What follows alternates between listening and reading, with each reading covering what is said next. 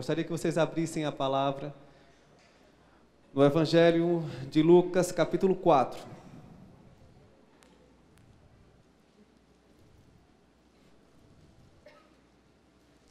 Lucas, capítulo 4, versículo 1.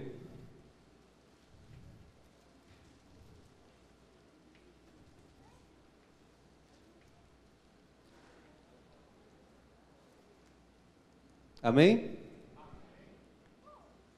Amém? Amém, graça e paz, graças a Deus. Jesus, cheio do Espírito Santo, voltou do Jordão e foi guiado pelo mesmo Espírito no deserto. Durante 40 dias, sendo tentado pelo diabo, nada comeu naqueles dias, ao fim dos quais teve fome. Senhor, guia-nos, fala conosco, porque nós estamos famintos para se alimentarmos da Tua palavra.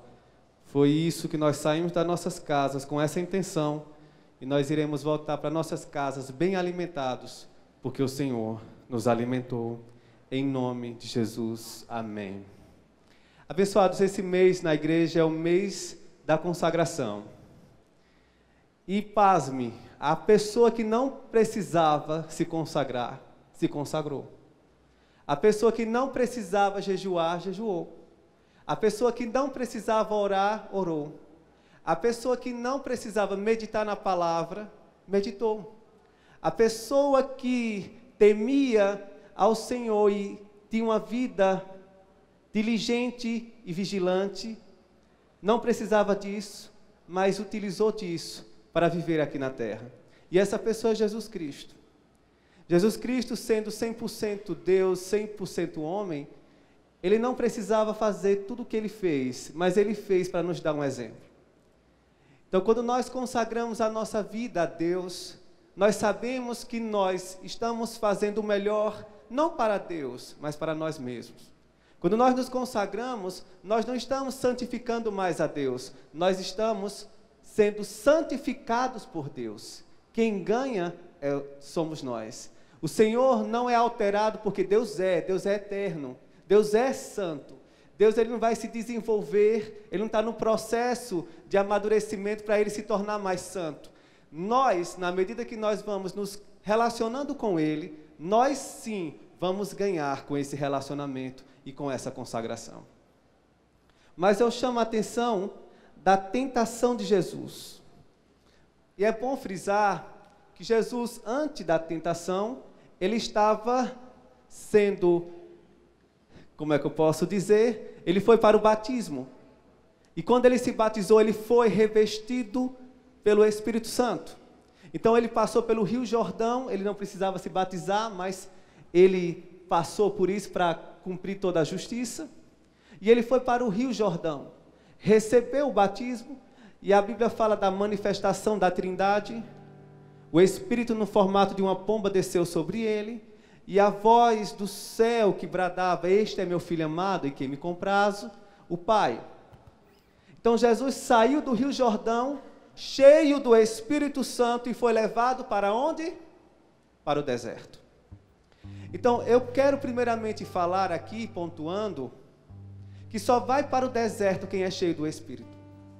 Que só vai para o deserto quem já tem a marca da promessa. Que só vai para o deserto quem já pertence a Cristo. Que só vai para o deserto quem já passou pelo batismo do arrependimento. Que só vai para o deserto quem já pertence a Deus. Que só vai para o deserto quem é governado pelo Espírito. Nós temos que fazer com que alguns conceitos que nós aprendemos até então venham cair por terra. Porque nós pensávamos até então que a pessoa ia para o deserto porque ela estava em pecado. Porque a pessoa vai para o deserto porque ela está desobediente a Deus, está desobedecendo. Mas não, Jesus, por obedecer e cheio do Espírito, ele foi levado para o deserto. Então, quero frisar que vai para o deserto quem passou pelo Rio Jordão. Que vai para o deserto quem já se batizou. Vai para o deserto quem já pertence a Cristo. Então o deserto é o momento da transição entre o monte. Depois do deserto, Jesus ele vai para o monte, e tão conhecido o sermão da montanha das bem-aventuranças. Mas só vai para o monte quem passou pelo deserto. E deserto é o lugar onde o nosso coração é provado. O deserto é o lugar onde as nossas intenções são avaliadas e reavaliadas. No deserto, nossa visão é ajustada. No deserto, nós recebemos a autorização para sairmos de lá e começarmos o nosso ministério. Então, no mês da consagração, nós iremos falar muito sobre isso nos pequenos grupos. A igreja vai falar sobre isso também. E nós temos que entender que nós temos que nos consagrar, não porque nós queremos somente estar distante do mal ou com medo de pecar, mas quando nós nos consagramos, começamos a nos avaliar e a gente vai começando se parecendo cada vez mais com Cristo. Mas eu quero frisar aqui também, na minha Bíblia, chamei a atenção de mim mesmo nessas leituras, que a tentação de Jesus você vai encontrar no livro de Marcos, no livro de Lucas e no livro de Mateus. No livro de Marcos é bem mais resumido, mas no livro de Lucas e Mateus tem um pouco mais de conteúdo para a gente avaliar.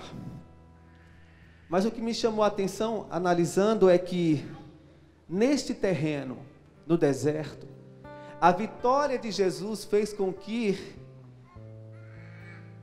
o escritor, ele escrevesse, registrasse o nome diabo com D minúsculo.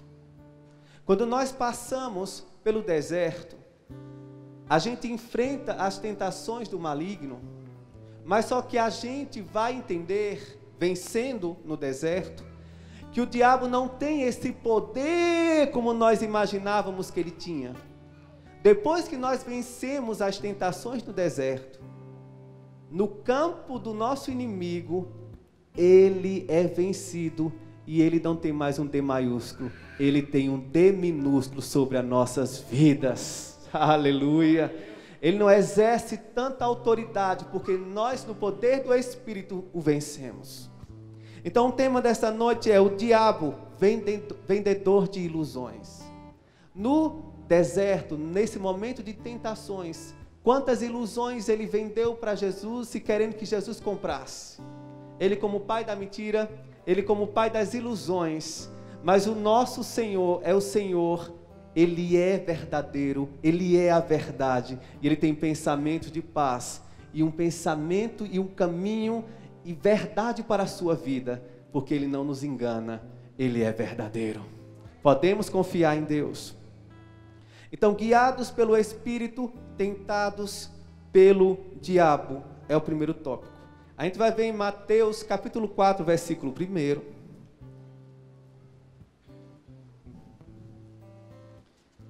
Mateus capítulo 4, versículo 1, nós iremos perceber, a seguir, foi Jesus levado pelo Espírito ao deserto para ser tentado pelo diabo. Nós sabemos que o diabo ele é persistente, insistente, ele é chato. Quando a gente vai ler no livro de Lucas, a gente vai perceber que Jesus não foi tentado somente no dia que ele sentiu fome. A gente entendendo ali, por inferência e interpretação do texto, a gente vê que Jesus foi tentado todos os dias. E no momento que ele teve fome, Satanás deu a proposta. E o que é tentação? A tentação é o intuito de Satanás para nos separar de Deus. A tentação, todos nós sofremos. Todos nós. Todos nós. As pessoas que estão aqui em cima do altar, as pessoas que estão aí, as pessoas que a gente vê pela televisão, pelo YouTube, os grandes pregadores, todos fomos feitos pelo mesmo material. Temos a mesma natureza pecaminosa. Todos nós, sem exceções, somos tentados. Cada um na sua área, cada um na sua fraqueza. Cada qual tem um calcanhar de Aquiles, mas todos nós somos Tentados porque nós fomos feitos pelo mesmo material. Nós temos a natureza pecaminosa. E essa natureza pecaminosa, ela deseja ardentemente aquilo que desagrada a Deus. Então Satanás, ele vai tentar todos os dias. Eu brinco que é como o resultado da telecena, de hora em hora. Ele vem tentar, porque ele é insistente para nos separar dessa comunhão com Deus. E quando ele consegue, ele não para por aí. Ele vai dizer que você está muito sujo para recomeçar. Ele vai dizer que você não vai ser mais aceito por somente aquele que pode perdoar os seus pecados. Então ele vai continuar nesse processo até você ficar mais distante, eu ficar mais distante do Senhor. Não é somente induzir, ludibriar, seduzir para você e eu pecarmos. Mas depois de efetuarmos o pecado, Ele vai querer que a gente não volte para o Senhor, porque o Senhor é o único que pode nos purificar, é o único que pode nos lavar. Por isso que Ele não quer que você retorne. Você é tão sujo, Deus é tão santo, você vai se aproximar de Deus, Ele vai te aceitar? Irmão, só dizer uma coisa, Deus nunca é manchado e sujo pelos nossos pecados. Quando nós nos aproximamos de Deus, a gente vai ver que nós somos limpos, porque Ele é santo e a santidade dEle nos purifica e o seu sangue nos limpa, nos purificando de todo pecado. Então a gente não vai manchar a Deus porque a gente pecou. A gente vai ser limpo, purificado quando nós nos aproximarmos dEle. Por isso pecou, confesse o seu pecado, porque Ele é fiel e justo para perdoar os seus pecados e para te purificar de toda injustiça. O sangue de Jesus é poderoso. E Ele não somente morreu pelos meus pecados do presente, mas Ele morreu por todos os meus pecados, do passado, do presente e do futuro. A conta foi paga, zerada. E no arrependimento e o pecado confessado, eu tenho acesso ao trono da graça. Pelos méritos de Jesus e não pelos meus méritos. Então, a caminhada cristã, meus irmãos, ela inicia no Rio Jordão, no batismo. Quando nós entregamos a nossa vida ao Senhor, nós nos convertemos, nos arrependemos, e a gente aceita uma nova vida, um estilo de vida, e a gente, a partir daquele momento, a gente aceita esse compromisso e começa a testemunhar publicamente a nossa fé. E quando caminhamos, nós vamos ser tentados. Não é pecado tentar. É pecado quando a tentação é consumada. E eu aconselho, porque Deus tem me aconselhado, de confessar as minhas tentações antes de pedir perdão pelos meus pecados. A oração preventiva de Jesus: não me deixes cair em tentação, mas livra-me do mal. Apresente a sua tentação, dê nome a ela. Senhor, eu estou sendo tentado por isso, quando eu ligo a televisão, quando eu abro o celular, no WhatsApp, no Instagram, as imagens, os vídeos, aquela conversa, aquele pensamento, aquele desejo. Vá confessando, vá trazendo para a luz. Porque você está prevenindo, você está diminuindo a quantidade do seu pecado. A Bíblia fala, vamos abrir? 1 João,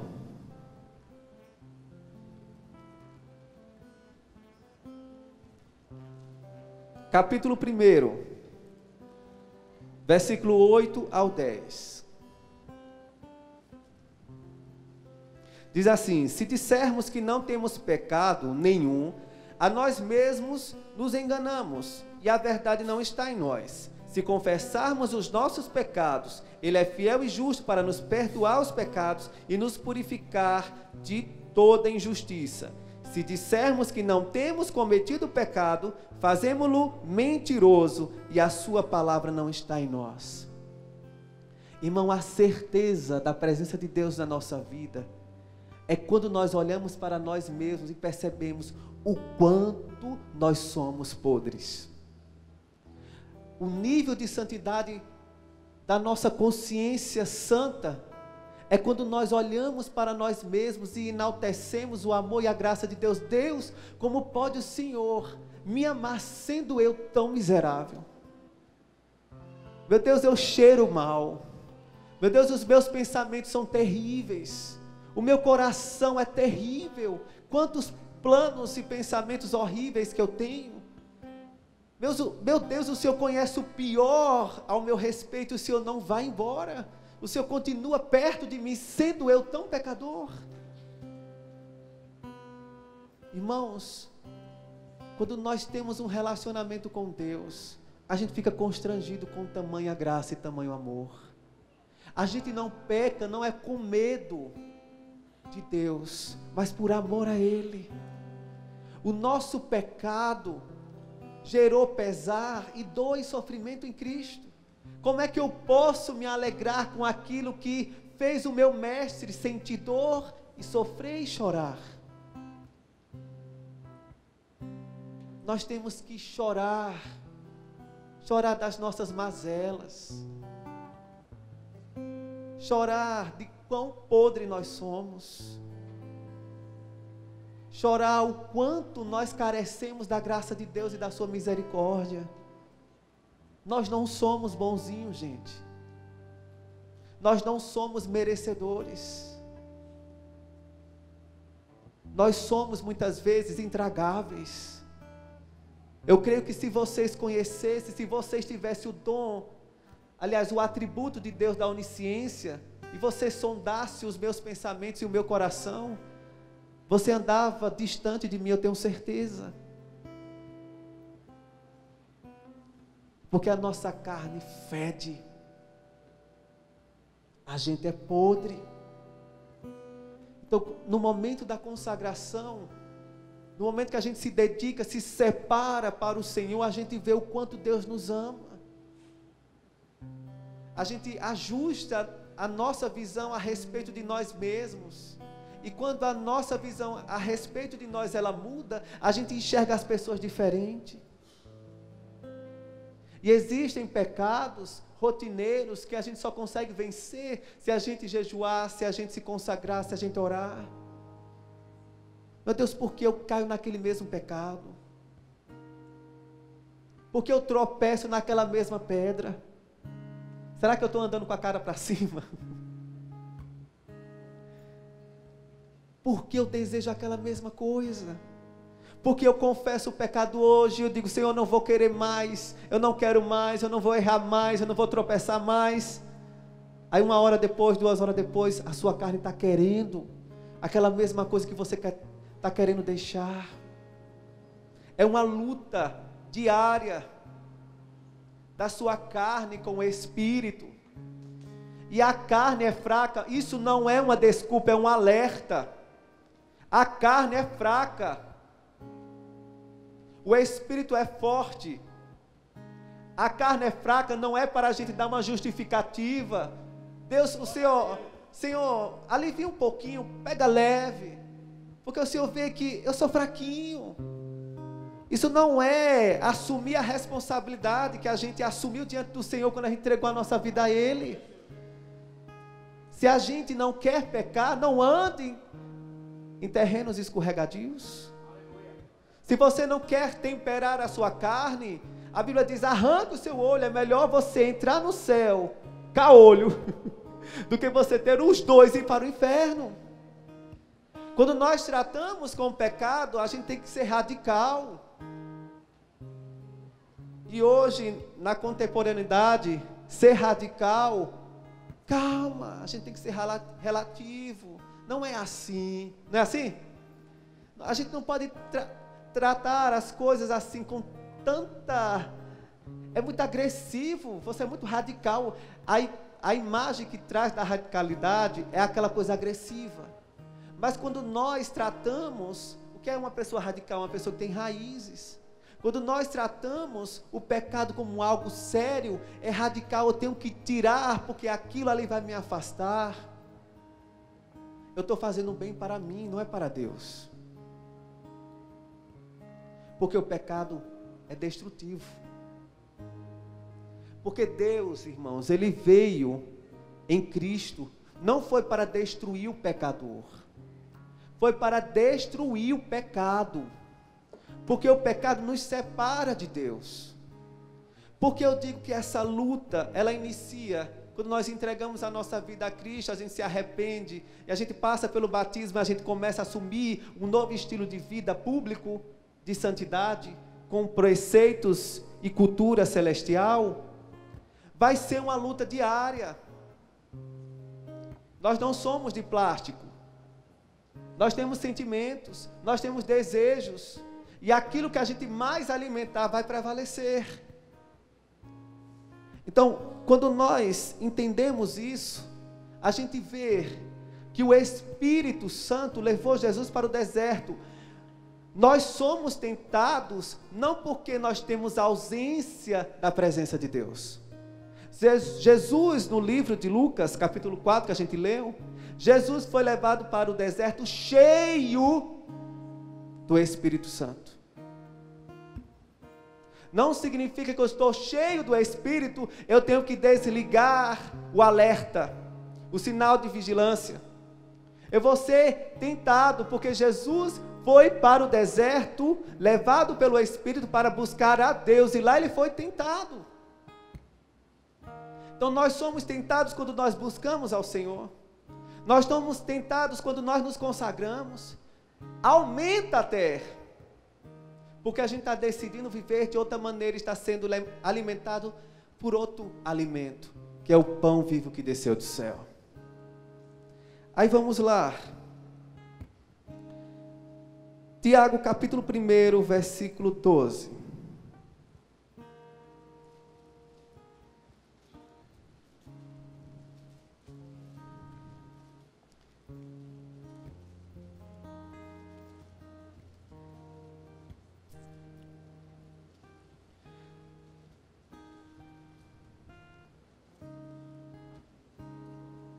A partir do versículo 13 é melhor. Tiago, capítulo 1, versículo 13. Ninguém, ao ser tentado, diga, sou tentado por Deus, porque Deus não pode ser tentado pelo mal, e Ele mesmo a ninguém tenta. Ao contrário, cada um é tentado pela sua própria cobiça, quando esta o atrai e seduz. Então a cobiça, depois de haver concebido, dá à luz o pecado, e o pecado, uma vez consumado, gera a morte. Nós somos tentados pela cobiça dos nossos olhos. Nós não somos tentados por Deus, porque Deus não pode ser tentado, porque nele não existe mal. Nós somos tentados pela cobiça dos nossos olhos. O que me chama a atenção também é que existem momentos que nós precisamos ser levados pelo Senhor para o deserto. E ali, no lugar reservado, o nosso caráter é provado. O nosso caráter é aperfeiçoado. Por isso, Jesus, ele não foi diretamente para o monte, porque primeiramente ele tinha que ser provado e passado pela essa provação, aprovado, para nos dar o exemplo que antes de qualquer autoridade, antes de qualquer exposição pública, nós temos que vencer a nós mesmos no lugar secreto. Vê o princípio? Quem me busca no lugar secreto, o Senhor não recompensa, porque o Pai vê em secreto, o Senhor não recompensa publicamente? Então Jesus, ele estava passando pela prova, a prova de si mesmo, das suas emoções, dos seus desejos, para que depois de aprovado ele ir para o monte. Aí Satanás, vendedor de ilusões, ele quis enganar Jesus. Olha o que ele falou, em Lucas capítulo 4, versículo 5. E, elevando-o, mostrou-lhe, no momento, todos os reinos do mundo. Elevando-o. Satanás, ele quis uma posição sem antes passar por um processo. Quando Deus o criou, ele sendo Lúcifer, um anjo, um querubim, ele olhou para si e se considerou muito pequeno, a sua patente era muito pequena diante da grandeza daquilo que ele era. Então Lúcifer, ele se sentiu grande demais perante a posição que ele recebeu. E ele almejou se assentar acima, ou seja, tomar a mesma posição que Deus assumia. Então, ele vem com essa mesma estratégia, porque começou no seu coração, por isso que ele caiu, o orgulho. Ele está dizendo assim: Jesus, eu sei que você é o Messias, em outras palavras. Você não precisa passar por esse sofrimento. Vamos encurtar o tempo? Vamos encurtar o processo? Você não precisa sofrer tanto. Me adora aqui, porque você já recebe de mim a autoridade, o prestígio, o governo, os lugares altos. Satanás, ele quer que a gente creia que nós somos maiores do que os nossos propósitos. Satanás quer que a gente acredite que a gente não precisa passar pelo processo, porque nós merecemos já a coroa. O processo requer tempo, eu não tenho tempo a perder. Satanás quer que eu e você acreditamos que nós somos bons demais, e aquilo que nos entregaram é tão pouco. Saia do propósito, entre na minha proposta. A recompensa dos aplausos é mais rápido. Vem, Jesus. E Jesus, no versículo 8, ele diz: mas está escrito: ao Senhor teu Deus adorará, e só a Ele darás culto. Aí no versículo 6, antes ele diz assim: Satanás, dar-te-ei toda esta autoridade e a glória destes reinos, porque ela me foi entregue. Onde foi entregue a Satanás? Satanás tem o que, gente? Se Jesus venceu, tirou as chaves do inferno e da morte, nem a chave do lugar que foi determinado, construído, preparado para ele, ele tem, como é que ele vai te dar alguma autoridade, se ele perdeu a dele? Ele é enganador, ilusão, o pai das ilusões.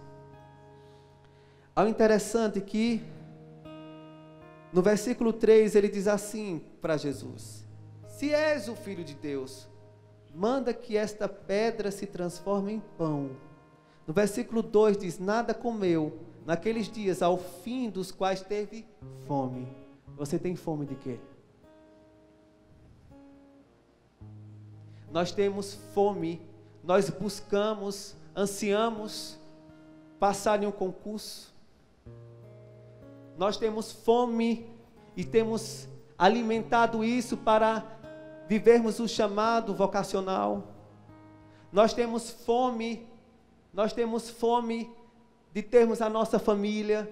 Nós temos fome de sermos bem-sucedidos profissionalmente. Qual é a sua fome?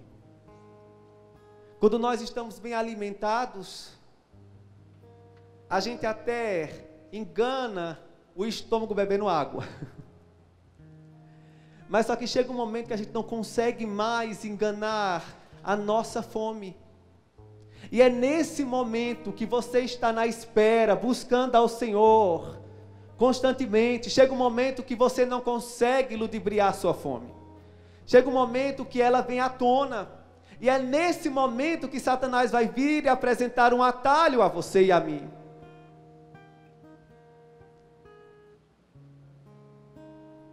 suborno, caminho mais fácil, para você chegar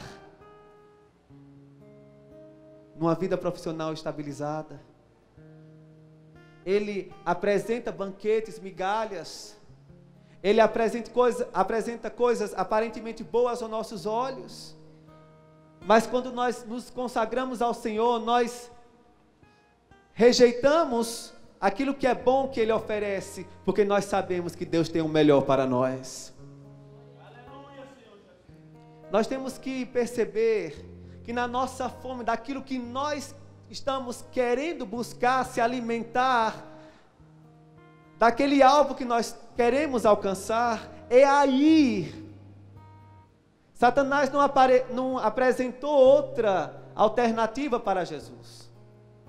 Satanás apresentou aquilo que iria matar a fome de Jesus.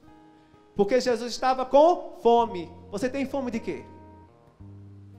Aquilo que você almeja, aquilo que você corre atrás, aquilo que você está buscando.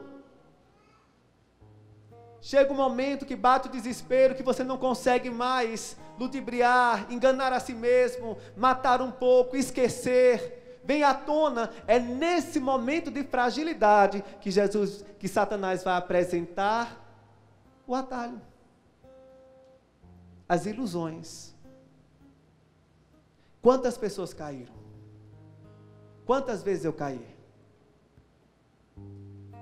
Quem sabe você está esperando em ter um casamento abençoado. Você está esperando em Deus.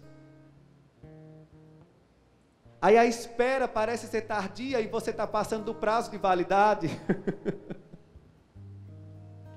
Aparentemente aos nossos olhos.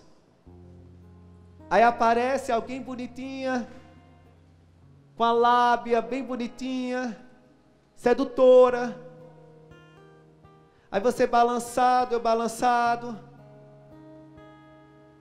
A carência lá, na estratosfera, top. Pô, é de Deus. Aí o top leva uma topada e cai.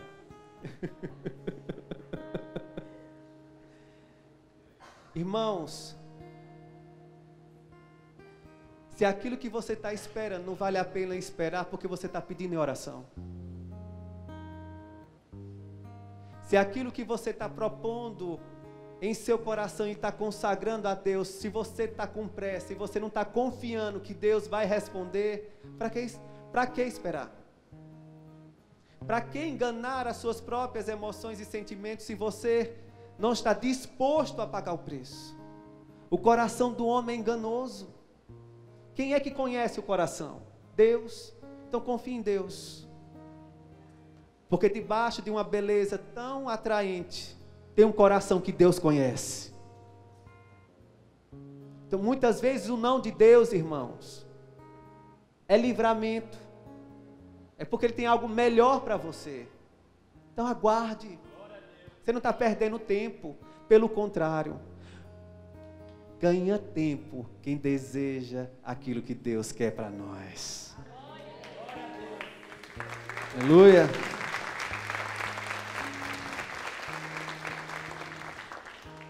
Diabo persistente e oportunista. Lucas capítulo 4, versículo 2 e versículo 13. Durante 40 dias sendo tentado pelo diabo. Eu achava que Satanás só tentou no momento que Jesus teve fome. Mas foram 40 dias sendo tentado pelo diabo. Aí vai para o versículo 13. Passadas que foram as tentações de toda sorte, apartou-se dele o diabo até o momento oportuno. Quantas tentações ele sofreu. Mas a Bíblia diz em Hebreus, capítulo 4, que ele não sofreu, que ele não cedeu a nenhuma dessas tentações. Foi tentado de várias tentações, mas não cometeu pecado. para nos dar a certeza que o homem sim pode viver uma vida santa, uma vida consagrada a Deus. Porque se pecarmos, olhamos para Ele, Ele venceu e nele nós podemos vencer também. Aí no versículos 5 e 7, diabo, pai das ilusões. Olha no versículo 5 e 7. E elevando, mostrou-lhe no momento todos os reinos do mundo.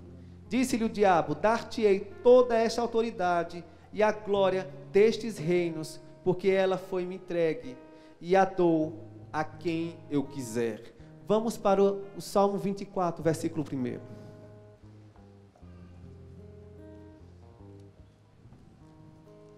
O Salmo 24, versículo 1, diz assim: ao Senhor pertence a terra e tudo o que nela se contém, o mundo e os que nele habitam. O que Satanás tem, meu irmão? Qual é a autoridade que Satanás tem para dar a Jesus? Nenhuma. Passe pelo processo. Jesus também passou. No campo que o Espírito Santo nos leva, Ele nos capacita para suportarmos todas as tentações e Ele providencia o escape. No campo que Satanás está lutando contra nós, vencendo-o, ele não vai ter tanta autoridade concedida por nós, tanta legalidade concedida por nós através do pecado. O seu ministério, a sua vida familiar, ela ganha uma dimensão de autoridade, de influência, mediante a mesma proporção que você no deserto, no lugar secreto, você decide vencer pelo Espírito aquilo que você está sendo tentado. As áreas que você, que eu, vencemos no poder do Espírito Santo, faz com que nós venhamos ter mais amplitude de autoridade, mais respeito no reino espiritual e mais autoridade visível diante das pessoas que nos cercam. Será que porque muitas vezes as pessoas, quando dizem assim, vamos chamar alguém que tem autoridade para orar, o seu nome está sendo chamado? Quando as pessoas dizem assim, eu vou poder confiar naquela pessoa para fazer uma campanha de intercessão, de cair numa batalha espiritual por amor à vida de alguém, o seu nome é lembrado? O seu nome é lembrado quando as pessoas estão levantando ou traçando uma meta, com metas uma lista de pessoas para determinado propósito, o seu nome está sendo lembrado? Está vendo que muitas vezes quando o nosso nome é esquecido, não é porque as pessoas querem brincar com você e você ter aflorar cada vez mais a baixa estima, a inferioridade? Não, muitas vezes o nosso nome não é lembrado porque a gente não está em condições de lutar. Muitas vezes nosso nome não é lembrado porque na esfera de uma batalha espiritual nós não temos capacidade para suportar. Muitas vezes nós não somos lembrados porque a gente ainda não sabe manusear as armas que cada pessoa recebeu quando entregou a vida a Cristo. Muitas vezes nós somos tão sensíveis que qualquer palavrinha nos derruba. Se a gente não consegue ouvir palavras ásperas dos nossos irmãos, como é que nós iremos lutar contra aquele que quer destruir a nossa vida? Então, as nossas amplitudes de esfera, de influência, de autoridade ministerial, a nossa esfera de autoridade e influência é delimitada a partir do momento que nós vencemos nos lugares que ninguém vê a nossa batalha. E aí, são nesses lugares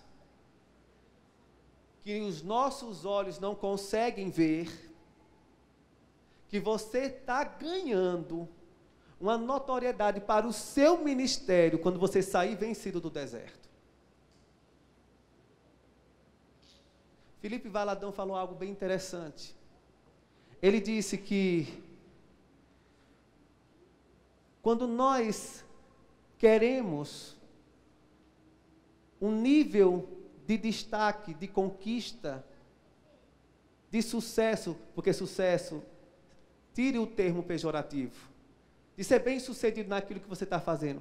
Se a gente quer almejar isso, sem passar pelo processo, o nome disso não é inspiração, é inveja.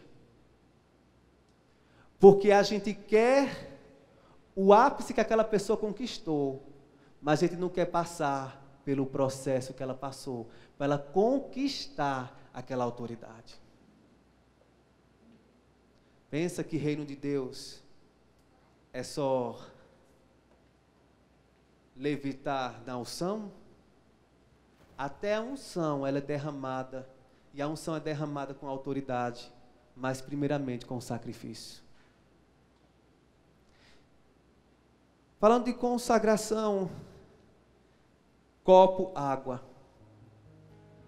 Consagração é um processo contínuo que inicia quando a gente entrega a nossa vida a Cristo. A salvação é instantânea, mas a santificação é um processo e é pessoal.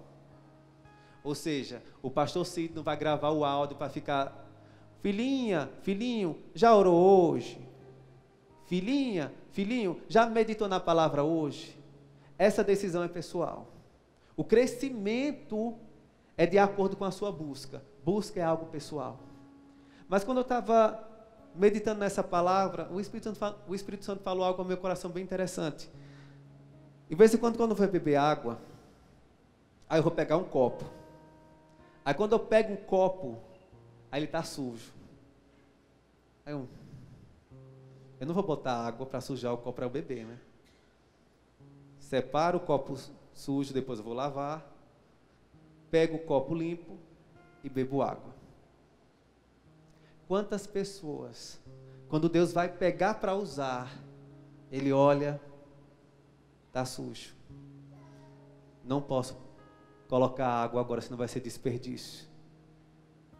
Primeiro eu vou limpar, para depois colocar água, para depois dessedentar a sede de alguém. É assim. O que é consagração? Consagração é você estar limpo. E quando nós estamos limpos, a gente está disponível para quando Deus quer fazer algo, Ele pegar o copo, o recipiente que somos nós. Está limpo, eu posso usar. Eu posso usar. Aquele provérbio, ditado: Deus usa vaso pequeno, mas não usa vaso sujo. Consagração é isso.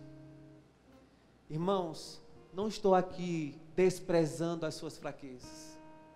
As minhas são umas, as suas são outras.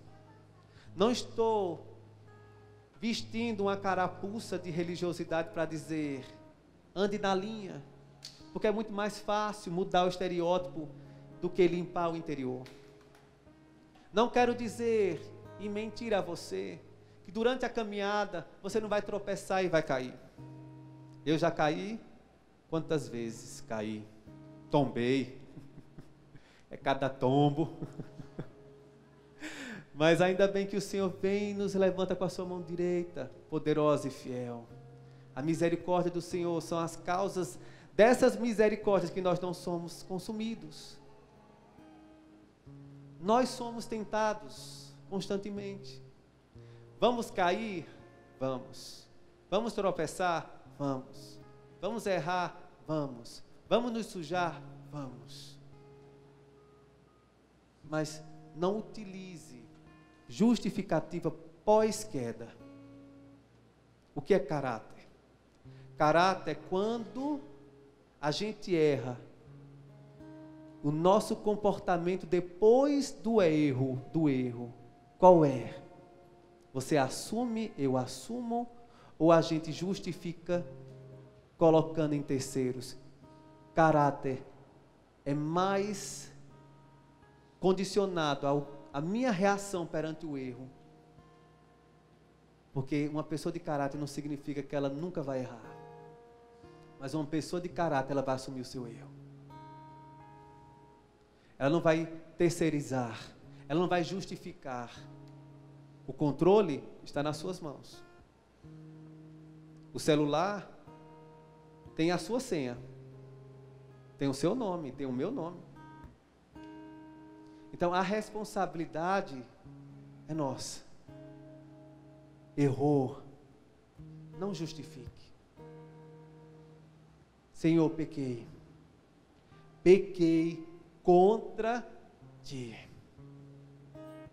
Confesse o pecado. É na fornicação? Fale. O pecado traz vergonha, né? Não foi isso que aconteceu com Adão e Eva? Depois que pecaram?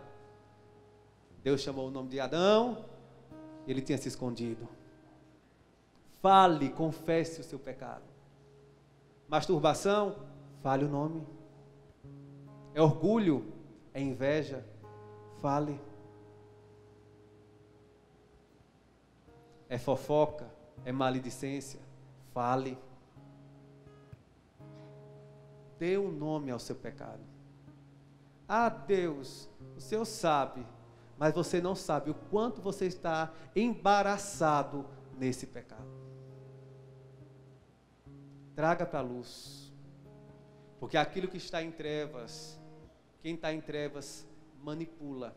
E ele tem uma legalidade concedida por nós através do pecado. Confesse. Se arrependa. Chore. Peça a Deus forças. Senhor, eu não estou conseguindo ainda vencer. Me ajuda a vencer. O teu evangelho é de glória em glória. O teu evangelho promove transformação. Liberta-me. Muda meus pensamentos. Meu Deus, até aquilo que eu considero bonito é bonito aos teus olhos. A maneira de me vestir, que eu acho tão bonita, o Senhor olhando para mim, realmente é bonito? Aí Ele vai esclarecendo, e a gente vai tendo mais facilidade para se submeter ao governo do Espírito. Porque não é algo de religiosidade, mas é uma vida com Deus. Você não vai deixar de fazer porque o seu pastor está vendo. Você não vai deixar de fazer porque você está mais preocupado com sua reputação do que realmente pela sua transformação em seu caráter.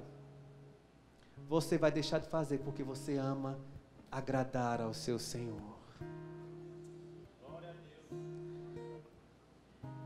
Mas eu não posso falar do campo de uma batalha entre o bem e o mal, do tentador, do galardoador, daquele que providencia o escape. Satanás tenta, mas vai chegar um momento que ele não vai conseguir tentar mais, porque o nosso corpo vai ser glorificado, aleluia.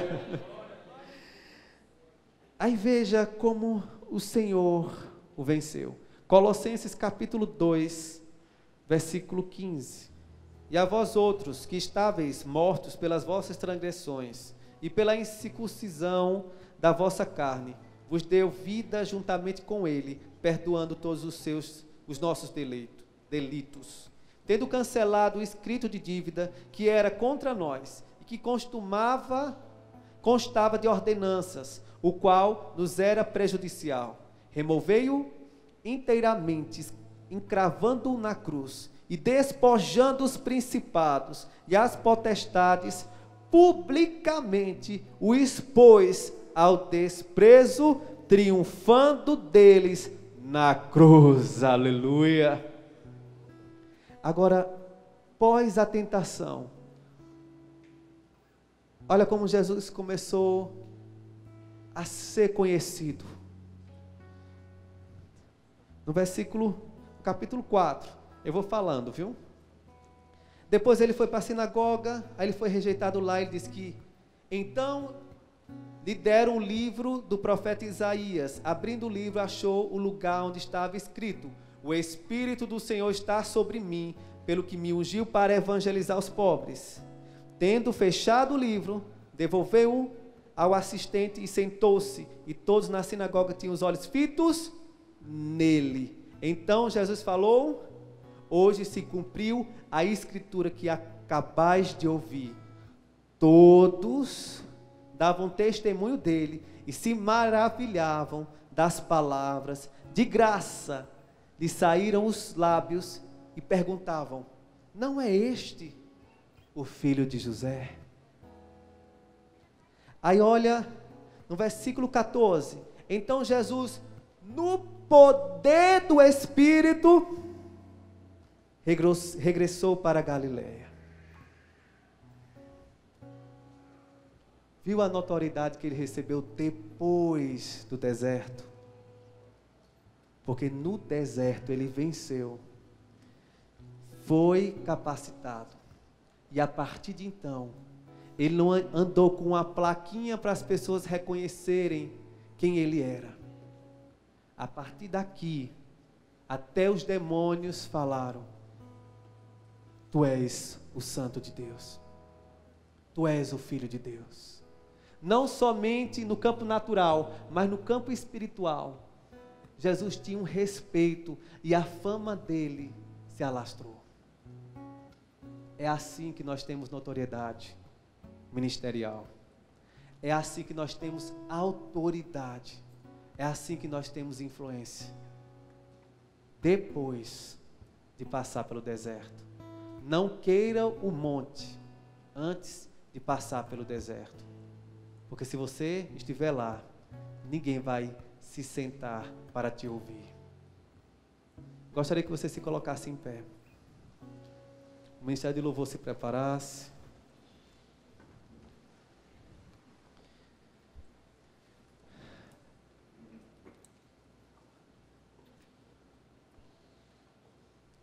Deus nos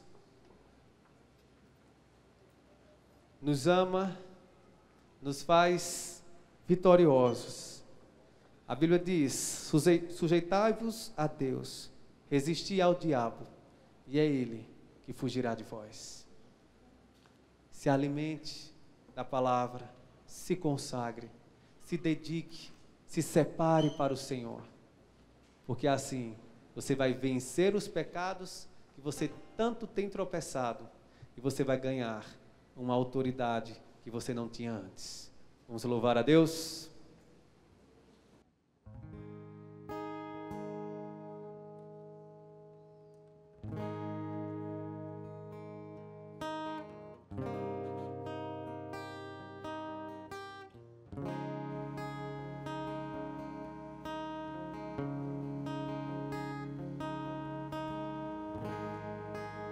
Só um nome é o nome de Jesus, nome que traz cura, salvação. Só um nome é o nome de Jesus, todas as nações declaram. O Pai o exaltou, seu nome colocou, assim